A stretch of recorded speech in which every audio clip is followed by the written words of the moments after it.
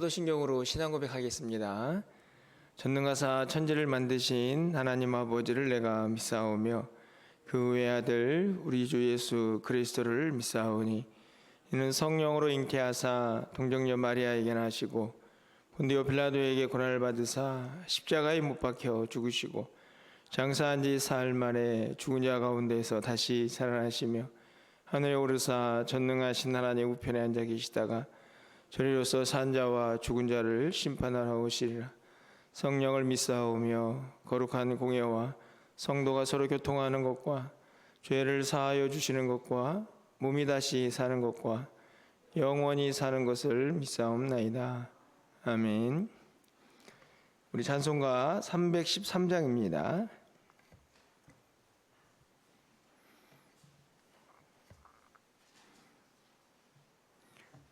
내 임금 예수 내 주여 313장입니다.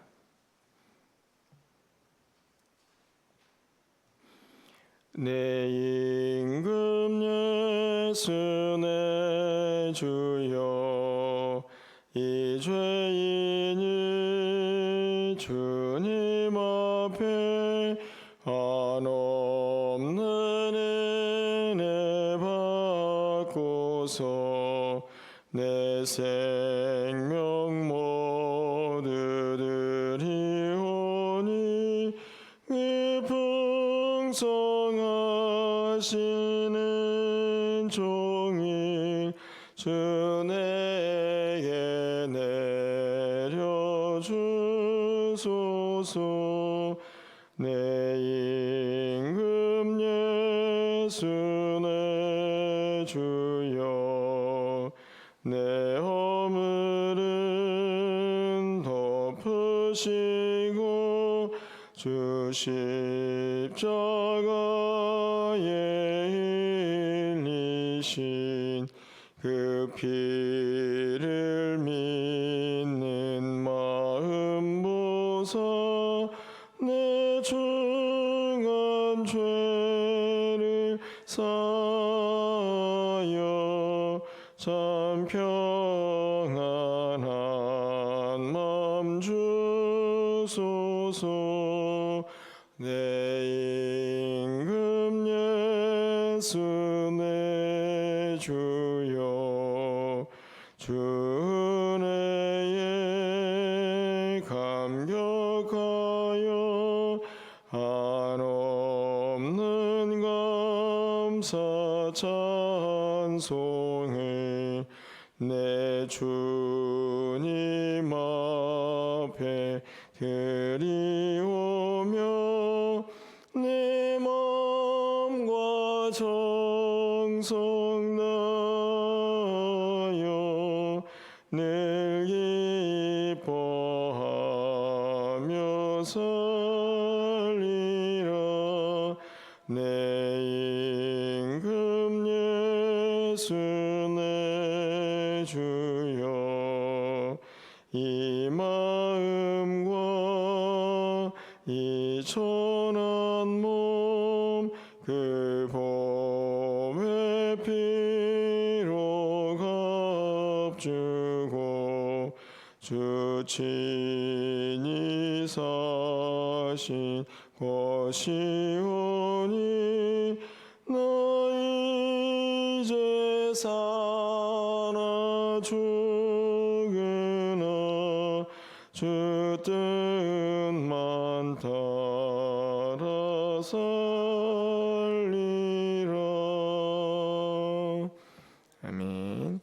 하나님 말씀은 미가 6장입니다. 1절에서 9절까지 말씀을 교독하겠습니다. 구약성경 1295쪽입니다. 미가 6장 1절에서 9절 말씀을 한 절씩 교독하고 마지막 9절은 함께 읽겠습니다. 너희는 여호와의 말씀을 들을지어다. 너는 일어나서 산을 향하여 변론하여 작은 산들이 내 목소리를 듣게 하라 하셨나니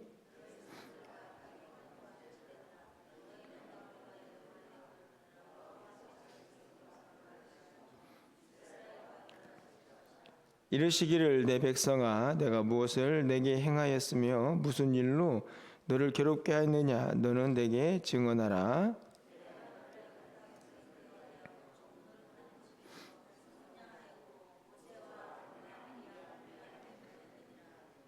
내 백성아 너는 모압 왕 발락이 꾀한 것과 부올의 아들 발람이 그에게 대답한 것을 기억하며 시딤에서부터 길갈까지의 일을 기억하라.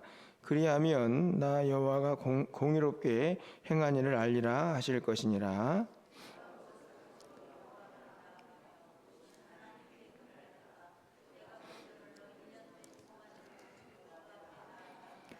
여호와께서 천천의 순양이나 만만의 강물 같은 기름을 기뻐하실까? 내 허물을 위하여 내 맏아들을 내 영혼의 죄로 말미암아 내 몸의 열매를 드릴까?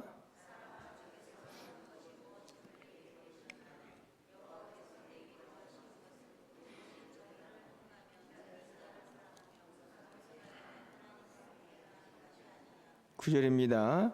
여호와께서 성읍을 향하여 외쳐 부르시나니 지혜는 주의 이름을 경외함이니라. 너희는 때매가 예비되었나니 그것을 정하신 이가 누구인지 들을지니라. 아멘. 날씨가 엄청 좀 쌀쌀해졌습니다. 오늘이 가장 춥다고 하긴 하는데 오면서 문득 좀 그런 생각이 들었습니다. 분명히 온도는 영하 10도, 11도, 12도 그러는데 사람들이 체감 온도는 또 20도 이렇게 또 구분을 하는 것을 보게 되는데요. 바람이 엄청 차가워가지고 실제 온도보다 체감 온도가 훨씬 더 낮다 하는 그런 이야기를 이제 하는 것을 들어봅니다. 문득 아침에 오면서 온도면 온도지 무슨 체감 온도가 있고 또 그냥 또 온도가 있나 이런 생각이 들었는데요. 제가 군대 생활할 때도 항상 실제 온도보다 체감 온도가 훨씬 더 힘들었던 그런 기억이 납니다. 그래서 온도는 무시하고 야 체감 온도가 몇 도냐 하는 걸 물었던 기억이 막 나는데요. 40도 이렇게 체감 온도를 막 기록하고 발표했던 기억이 납니다. 제가 아침에 그런 생각을 했던 이유는 온도면 온도지 무슨 체감 온도가 있나 하는 생각을 이제 하면서 오늘 본문에 있는 말씀이 꼭 그런 표현을 하고 있다 하는 생각이 좀 들었기 때문입니다. 오늘 본문은 변론하자 이렇게 시작을 하거든요. 하나님께서 이스라엘 백성들을 통해서 도대체 너희가 뭐가 문제인지, 내가 왜 이렇게 화를 내고 있는지, 너희들의 문제는 뭔지 한번 좀 변론해보자 하는 이야기가 5절까지 이제 말씀입니다. 사실은 이제 아침에 6절부터 읽어도 충분히 여러분에게 설교가 할 수 있는 이제 내용인데 제가 1절부터 읽은 이유는 이 변론이 너무 중요하기 때문입니다. 쉽게 말하면 지금 우리의 신앙도 또 우리의 여러 상황도 사실은 이 변론이 필요할 때가 많이 있기 때문이죠. 그렇다고 해서 우리가 하나님하고 직접 뭔가를 따지면서 뭔가를 이렇게 정리하는 그런 시간이 아니고 실제적으로 내 스스로와 또 여러 가지 형편들을 보면서 도대체 하나님의 뜻이 뭔가, 우리의 상황들은 어떠한가 이렇게 뭔가 좀 묻고 답을 하는 그런 변론의 시간들, 뭔가 좀 하나님의 뜻을 구하는 우리의 상황들을 믿음의 눈으로 해결하고 바라보는 그런 시간들이 가끔 우리에게 필요할 때가 있다 하는 생각을 갖기 때문입니다. 사실은 이 변론이라는 단어가 하나님 입장에서는 엄청 이스라엘 백성들을 배려하는 것이고 어떤 면에서 보면 이스라엘 백성들에게는 기회고 또 한번 은혜가 아닌가 하는 생각이 듭니다. 그렇지 않습니까? 하나님은 창조주시고 신이시죠. 그 신이신 하나님이 연약한 인간을 그냥 막 대하지 않으시고 야 너 그렇게 뭐가 문제인지, 내가 왜 이렇게 화가 나는지 너 한번 생각해보고 나랑 좀 이 얘기 좀 해보자. 이렇게 말씀하시는 하나님이 얼마나 큰 은혜인가 하는 생각을 이 변론이라는 단어에서 먼저 해보게 되는 것입니다.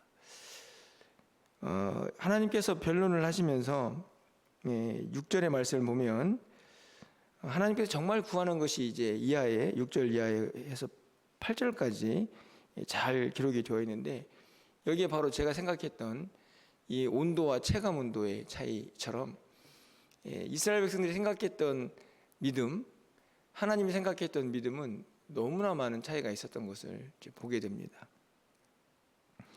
6절 말씀, 7절 말씀까지 보면 이스라엘 백성들의 생각은 이렇습니다. 야, 내가 하나님 앞에 1년 된 송아지를 가지고 제사를 드리면 하나님이 기뻐하시겠지? 아니야, 그거 가지고는 부족하지. 내가 천천의 순양, 만만의 강물 같은 기름을 하나님께 드리면 기뻐하시지 않겠어? 이 한 마리 정도의 1년 된 송아지도 굉장히 일반적인 제물인데 그걸로 드려서 기뻐하실까 이렇게 생각해 보니까 아마도 뭔가 좀 부족하구나 이런 생각이 들었던 모양입니다. 그래서 천천의 순양이나 만만의 강물 같은 기름을 기뻐하실까. 이 천천의 순양은 1000 곱하기 1000이거든요. 얼마나 많은 동물을 제물로 바칠 생각을 했는지, 이 정도는 그래도 바치면 하나님이 기뻐하실 거야 이런 생각을 했던 거죠. 근데 그게 끝이 아니고요. 계속 내려가는 말씀을 보면 내 허물을 위하여 내 마다들을 내 영혼의 죄로 말미암아 내 몸의 열매를 드리면 기뻐하실까? 이제는 강도가 더 세지죠. 여러분 잘 보시면 알겠지만 한 마리에서 1000마리, 그리고 이제 그건 짐승이고, 이거 가지고는 안 돼. 그러면 내 혈육인 내 아들을 바치면 어떨까?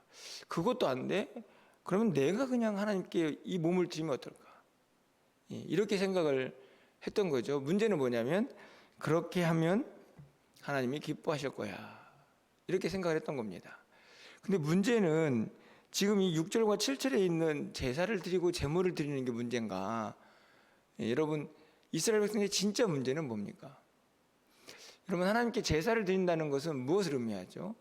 내 죄를 용서하시고 하나님 이 제물을 받으시옵소서. 내가 하나님께 예배를 드리고 경배를 드립니다. 이게 이제 제사의 기본 정신인데, 이스라엘 백성들은 어떻게 지금 살고 있냐면 하나님께 제물을 이렇게 드립니다. 제사를 지냅니다. 평상시처럼. 그리고는 뒤에 가서는 어떻게 하느냐? 우상을 섬기고 악을 행하고. 지도자들의 어떤 타락상을 이미 보지 않았습니까? 이 사람들이 다 제사를 지냈던 거죠. 하나님 앞에 제사를 지내놓고 뒤에 가가지고는 백성들을 괴롭히고 불의를 행하고. 하나님께서 지금 말씀하시는 건 뭐냐면 그렇게 많은 제물을 드리면 뭘 하냐? 네 삶은 완전히 말씀과는 거리가 많은데, 이제 그 얘기를 이제 하시는 거죠. 그러니까 제사를 지내는 게 나쁜 게 아니고 그 제사를 드렸을 때 그 근본적인 정신, 그 안에 내 마음이 다 담겨지고 하나님을 높이고 그 안에서 내 안에 있는 작은 죄와 허물이라도 다 내어놓으려고 하는 그 마음으로 제물을 드려야지. 삶은 엉뚱하게 말씀과는 너무나 거리가 멀고, 게다가 이스라엘 백성들은 어떤 일까지 행하냐면 한편에서는 하나님께 제사 드리고 이쪽 가가지고는 우상 숭배하고, 되게 일반적이었거든요. 여러분 잘 아는 것처럼 호세아서나 이런 데 보면은 다 음란한 행위들을 우상 숭배로 규정하지 않습니까? 이스라엘 백성들의 실상이었던 거죠. 그러니까 오늘 6절과 7절의 말씀은 그들은 어떤 생각을 했냐면 재물이 많으면 하나님이 기뻐하실 거야, 제사만 지내면 되지, 이런 생각을 했던 거죠. 근데 하나님께서 말씀하시는 것은 8절입니다. 여기에 보면은 선한 것이 무엇임이 내게 보이셨나니 여호와께서 내게 구하시는 것은 정의를 행하며 인자를 사랑하며 겸손하게 내 하나님과 동행하는 것이다. 이렇게 이제 기록이 되어 있죠. 여기에 보면 세 가지가 나옵니다. 정의, 인자, 동행. 그런데 여러분, 이 모든 단어들의 동사들이 연결이 되어 있죠. 보시면 정의를 행하고, 인자를 사랑하고, 하나님과 함께 동행하고, 이 전부 다 무슨 의미입니까? 네가 하나님께 제사를 드리는 거 중요한데 그렇게 마음 따로 몸 따로가 아니고 네 삶이 제사여야 한다. 하나님께 온 마음과 정성을 다 드려 제사를 드렸다면 네 삶도 하나님을 섬기는 삶이 되어야 한다. 거기에 항목들이 정의가 있고 인자를 사랑하는 게 있고 하나님과 함께 행하는 것이 있습니다. 여기 나와 있는 항목들도 매우 중요한 요소들이죠. 근데 실제적으로 가장 큰 핵심은 살아라. 네가 믿는 대로 좀 살아라. 이 얘기를 이제 하는 것입니다. 여기 보면은 이제 8절 말씀에 겸손이라는 항목이 더 등장을 하는데, 결국 모든 것이 다 마찬가지죠. 예수를 믿고 하나님을 믿는다고, 그래서 예배를 드린다고 하는 너희들이 정말 그 모습 그대로 살고 있는가 한번 변론해 보자. 다시 1절에서 5절에 있는 말씀으로 올라가 보면 하나님께서 지금 그렇게 말씀을 이제 하고 계시는 거죠. 그렇다고 해서 여러분들이 지금 믿음 따로 행함 따로 그렇게 살고 있느냐, 그런 말씀을 드리는 것이 아니고, 오늘 이스라엘 백성들의 모습이 얼마든지 우리에게도 있을 수 있다 하는 이야기를 우리가 깨달아야 한다 하는 것입니다. 겉으로는 예배를 드리고 하나님을 믿는다 하면서 우리의 삶은 하나님의 말씀과 동떨어지게 살아갈 수 있는 가능성이 연약한 우리에게는 항상 열려져 있기 때문이죠. 하나님을 믿는다 하면서도 불안과 걱정과 염려는 항상 우리와 함께하고, 하나님을 예배한다 하면서도 내 입술과 내 삶의 모습은 전혀 성도답지 못하는 삶일 수도 있는 것입니다. 지금 내 모습이 그렇지 않다고 할지라도 얼마든지 그렇게 될 수 있는 우리들이기 때문에 저는 오늘 다시 1절 말씀으로 올라가서 변론하자. 앞부분으로 올라가면 변론하자. 이 말은 항상 나를 살펴야 한다. 하나님의 뜻대로 살고 있는지, 하나님의 말씀대로 예배하고 있는지 나를 살피고 내 스스로에게 묻고 또 하나님의 말씀으로 깨닫고 하나님께 기도하면서 항상 나를 이 믿음과 행함이 하나가 된 삶으로, 그런 신앙생활로 하나님 앞에 나아갈 수 있도록 나를 살피는 것이 너무나 중요하다 하는 것이 저는 오늘 본문의 핵심이라고 확신을 합니다.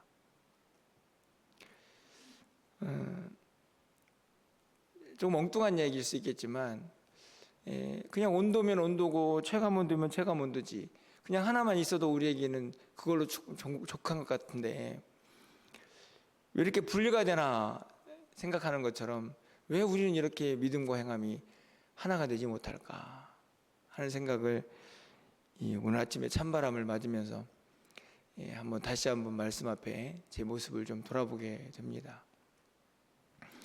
오늘 이 아침에는 무겁거나 여러분에게 책망하는 말씀이 아니고 핵심은 하나입니다.